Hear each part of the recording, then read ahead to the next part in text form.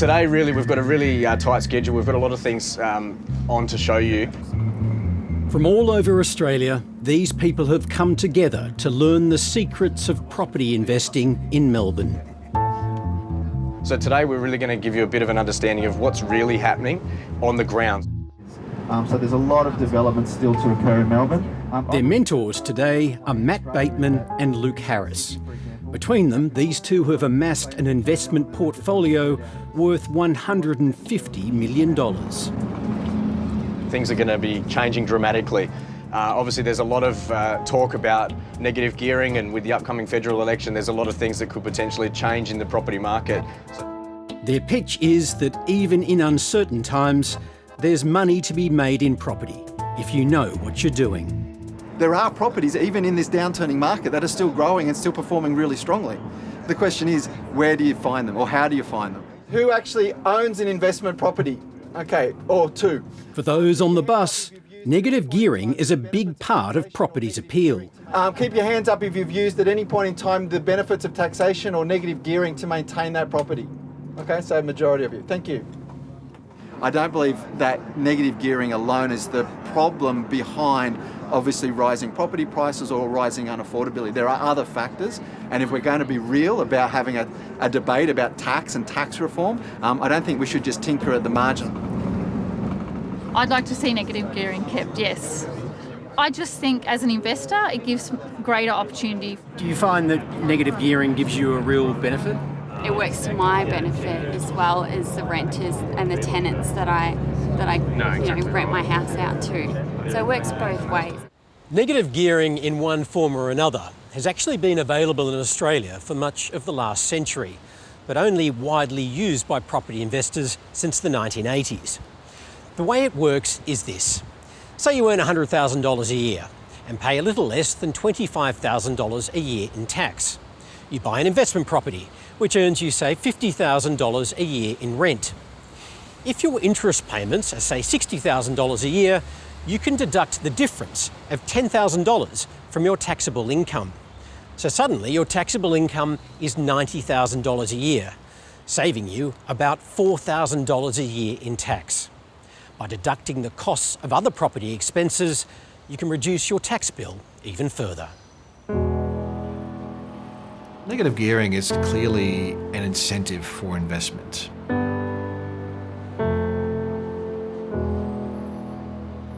We have seen a lot more investment activity, which has provided ample rental stock into the market. So we've seen taxes, including negative gearing policy, incentivise households to borrow. It made sense as an investor to borrow as much as you could for the purpose of investment because it was tax deductible. And that, with the leverage, generated a lot of wealth for a lot of people. That cycle is now likely over. The most recent figures from the tax office show that almost 1.3 million Australians negatively gear investment property, amounting to more than $11 billion in tax deductions. More than half of those who negatively gear earn less than $80,000 a year, and that's before their taxable income is reduced by negative gearing. Yeah, okay, right there. Between them, Alex and Emily Trong earn about $150,000 a year and use negative gearing to reduce their tax. For someone like us, having negative gearing just allows us to save money that little bit quicker. The Trongs turned the house they own into an investment property and rent the house they live in. I think negative gearing is very important for someone who is starting out, and just sometimes the extra $5,000 or $6,000, minimize your tax could help you go further. So it's not just for rich people then? No, it's not. No, definitely not. It's for ordinary people like us. While many ordinary Australians do take advantage of negative gearing, the wealthy benefit the most. More than half of negative gearing tax savings go to the top 20%. Higher income people pay more tax. And that's the way the system works. The more tax you pay, the more tax you save. So the benefits were always going to be skewed towards higher income households.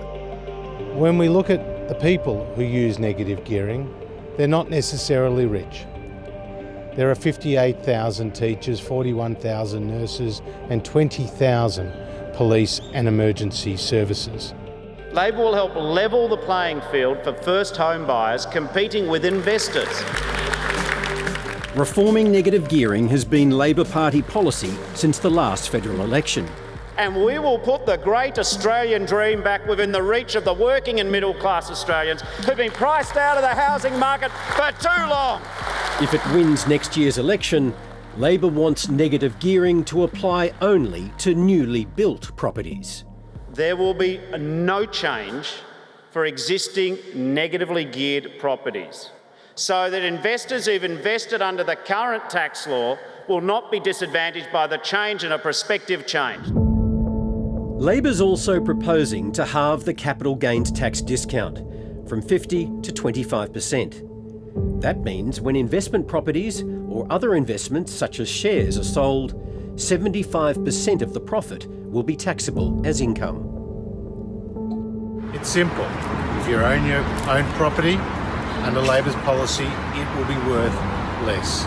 If you rent your own home under Labor's policy, you will pay more. But here's the Prime Minister coming in now. Some, opposed to Labor's proposed changes, have argued that when negative gearing was briefly abolished by the Hawke-Keating government in the mid-80s, rents went up. But I don't think the property market's going to be decimated by this at all. Rents did rise in Sydney and Perth, but it's less clear that removing negative gearing was to blame. I don't think the 85 period really gives us any context on what may happen with a negative gearing removal now, simply because it was such a short period of time. It takes a lot longer for rental markets to respond to changes in supply. It doesn't happen instantly, it doesn't happen overnight. And I think if we did see that policy removed for a longer period of time, it would have been a much more reliable and relevant benchmark to refer back to. The effect the proposed tax changes will have on a housing market already facing its worst downturn since the global financial crisis is hotly contested. My concern would be that if you were to make a material change to tax policy at the same time as banks are tightening lending standards, it could exacerbate what's already a downturn into something a bit more serious. It could tip Australia into recession. And I don't want to throw up a big balloon here, but I'm saying you've got to treat negative gearing very carefully and do your homework to work out what the ramifications will be. I use negative gearing because I can. The rules allow me to use it. It's available to me, so my accountant makes full use of all the deductions and everything that I am entitled to. When Kathy Rand bought her Brisbane home in 1988, she paid it off in 5 years. There's nothing like that feeling of owning your house outright. That's just a weight off the shoulders to not be burdened with so much debt.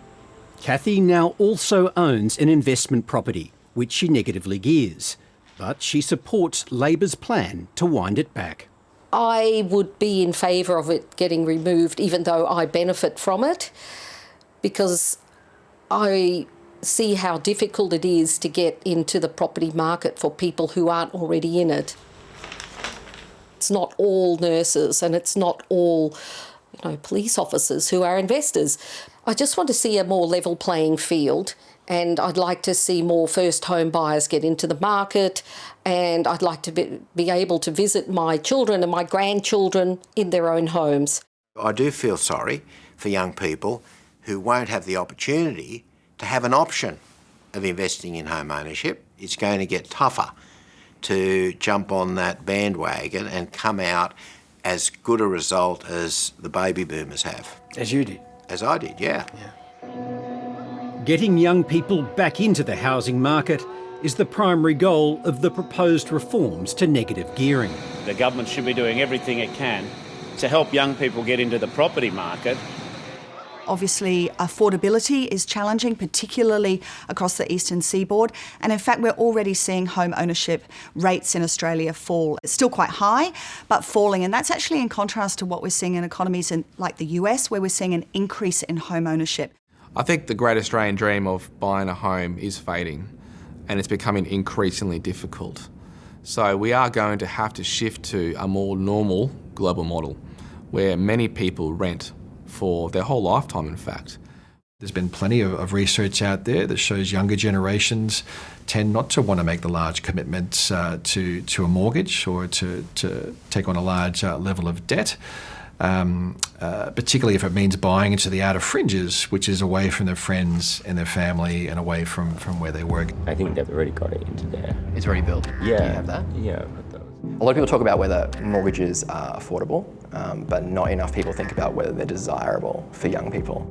You need to self-categorise. Into analytics. Next year, tech entrepreneur Oliver Kidd is launching a startup offering low-cost loans for lifestyle purchases.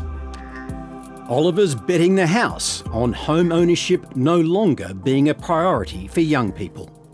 I think it's lost all appeal. I think the benefits have started to be outweighed by the costs and the sacrifices that people know they're going to need to make to their lifestyle. Can you categorically say that you'll never have a mortgage or own a home? No, definitely not. But it's certainly not something that's even on my radar at the moment. And I'm in my late 20s and I'm not thinking about it. I'm not saving for a deposit. The great Australian dream is waking to a new reality. It seems to me at the moment in Australia, we think about renting as something that you do if you can't afford to buy, and that's quite a different psyche from what we see offshore, where renting is part of a suite of options that you have for how and where you live. Is Australia prepared for this shift? Yeah, look, I think that's a great question. I think these sort of cultural shifts can take time to flow through, and sometimes they take a whole generation to shift the mindset, but I think that it is starting to happen. The foundations of Australia's property obsession are not safe as houses anymore. Worst case scenario for Australia is that the downturn in house prices starts to feed back to the real economy, and you get unemployment increasing and interest rate cuts don't do very much. Under that scenario, you could see house prices down 20 to 30%, but that is really a relatively low probability. Everything has to go wrong, but the chance of that is going up by the day. And that's the concern for me, is it's generally not accepted in the marketplace that the probability of a very bad scenario right now is real.